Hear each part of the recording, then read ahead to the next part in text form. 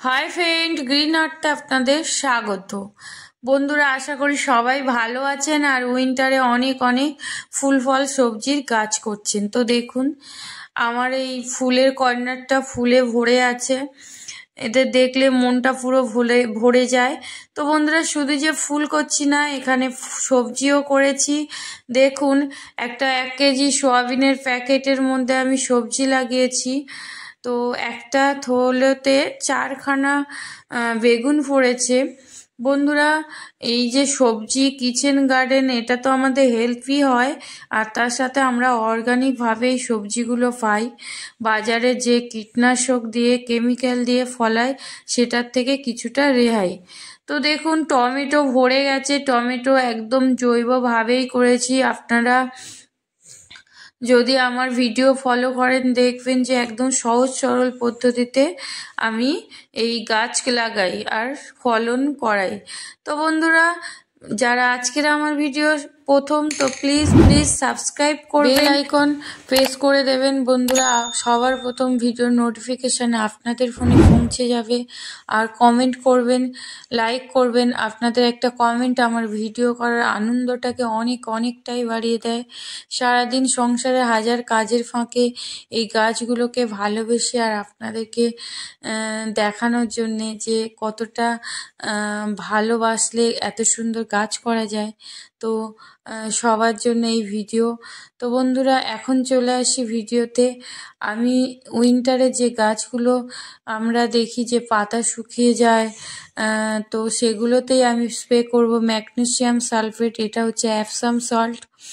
এই Epsom salt আমি 5 litre জলের জন্য, এই যে স্পুনটা দেখছেন, এখানে 10 স্পুন নেব, 10 বার নেব। তো আপনাদের যদি চামচ হয় তো 5 বার নেবেন, 5 চামচ নিলেই হবে।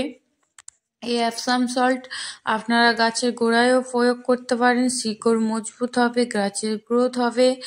আর যদি আপনারা সপ্তাহে বা 15 দিন অন্তরে গাছের মধ্যে স্প্রে করেন বা জল দিয়ে স্নান করিয়ে দেন, সেখানে গাছের গ্রোথ যেমন ভালো হবে, গাছের পাতা সবুজে ভরে উঠবে। এই যে শীতের টাইমগুলোতে বৃষ্টি হয় না, গাছ ধুলোতে ভরে যায়, পোকামাকড়ে ভরে যায়। আপনারা যদি কোনো কিছু দিয়েই এইভাবেই সবসময় গাছকে ধুইয়ে দেন, স্নান করিয়ে দেন, দেখবেন গাছে পোকামাকড়েরও আক্রমণ হবে না। আর অ্যাপসাম সল্ট দুর্দান্ত কাজ করে, গাছের সবুজে ভরে থাকে। তো আমি এখানে সমস্ত ফুল গাছ থেকে ফল গাছ আর সবজি গাছ সব গাছেই এটাকে দেব। দেখুন, আমার পিটুনিয়াগুলো একটা গাছে একসঙ্গে 8টা 10টা করে ফুলে ভরে আছে, প্রতিটা গাছ ফুলে ভরে আছে। তো বন্ধুরা, অ্যাডেনিয়াম গাছেও দিয়ে দিলাম। অ্যাডেনিয়ামটা আমি প্রথম এনেছি, আর এই জামরুলটা তো এক কর্নারে ছিল। এবার এদের জানুয়ারিতে ভালো করে দেখভাল করতে হবে। এরা ফেব্রুয়ারিতে ফুল আসবে, সেই ফুল যদি ধরে রাখতে চান খুব ভালো করে খাবার প্রয়োগ করতে হবে। দেখুন, আমি এই কদিনের ট্রিটমেন্টে নিচের পাতাগুলো শুকনো ছিল, কিন্তু উপরের যে পাতা দেখছেন, সেই পাতাগুলো কিন্তু আর সেই শুকনো ভাবটা নেই, মানে অনেকটাই ভালো অবস্থায় এসে গেছে। এবার এদেরকে খুব ভালোভাবে খাবার প্রয়োগ করতে হবে। অবশ্যই সেই ভিডিও নিয়ে আমি খুব তাড়াতাড়ি আসব। আপনারা আমার ভিডিও ফলো করবেন, দেখতে পারবেন যে কিভাবে আমি জামরুল গাছে খাবার প্রয়োগ করছি। এখানে পাতাবাহার থেকে ফুল গাছ, ফল গাছ, আঙুর গাছ, লঙ্কা গাছ, সমস্ত গাছেই আমি দিয়ে দিলাম। এখন আমি চলে এসেছি একটা জবা গাছ পটিং করব। এই জবা নিয়ে আমার কাছে বেশ অনেক কটাই কালার আছে, জবার প্রতি আলাদা ভালোবাসা। তো সেই জবা গাছগুলোকেও আমি দেখলেই আমার আলাদা যদি রং পাই কিনে আনি। তো দেখুন, এই জবা গাছগুলো মোটামুটি টুকটাক সারা শীতে কেয়ার নিয়েছিলাম বলে পুরো সবুজে ভরে আছে। আর যেগুলো আমি কেয়ার করিনি, সাইড করে রেখেছিলাম, সেগুলো একদম ডাল পাতা বেরিয়ে গেছে, একদম হাড় হয়ে গেছে। তার এরকমই ছোট চারা গাছেও আপনারা এই অ্যাপসাম সল্টের জল দিতে পারেন। এই গাছটা আমি একদম ছোট্ট এনেছি, এর ফুলটা খুব সুন্দর ছিল। এখন আমি এটাকে পটিং করছি। আর চলুন এবার আজকের নতুন গাছের পটিং দেখাই। এই গাছটা এত পেটাই করছে এটাই একটাই কারণ যে বন্ধুরা, এর নিচে যে একটা ঝুড়ি থাকে, সেই ঝুড়িটা আমি ভেঙে ফেলতে চাই, কেটে ফেলতে চাই।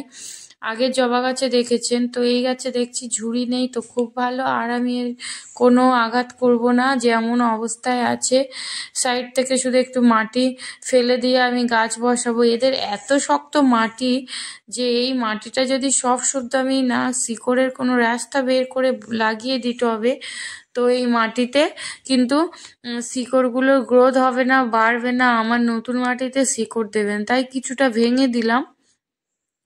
আমার হাতে সময় ছিল না তাই এইভাবে করলাম। আপনাদের হাতে টাইম থাকলে আর যদি মনে থাকে যে এই কাজটা করবেন, তো আপনারা জলে ভিজিয়ে রাখবেন 1 থেকে 1.5 ঘন্টা। এইভাবে ফিটাই ফিটাই করলে গাছের ক্ষতিও হয়, যারা নতুন বাগানি তাদের হাতে গাছ মারাও যেতে পারে।